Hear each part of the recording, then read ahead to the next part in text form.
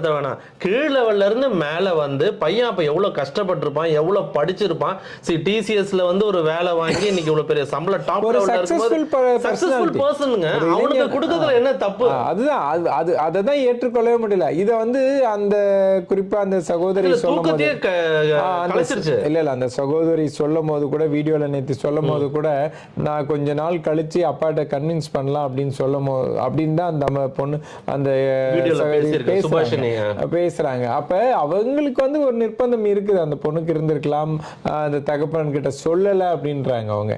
இதெல்லாம் மீறி அந்த அந்த அதாவது இங்க அந்த அந்த மாணவிக்கு இருந்த அந்த அந்த சுபாஷினி அவர்களுக்கு இருக்கக்கூடிய அந்த மனநிலை, தைரியமா சொசைட்டில வந்துட்டு அவங்க பேசியிருக்கலாம். ஏன்னா அடிப்படையில செக்யூர்டான ஒரு லைஃப் தான் பேரண்ட்ஸ் வந்து எதிர்பார்க்கிறாங்க. தன்னுடைய மகளுக்கு வந்து ஒரு செக்யூர்ட் லைஃப் தான். செக்யூர்ட் லைஃப்னு பார்க்கும்போது எதை எதிர்பார்க்கிறாங்க?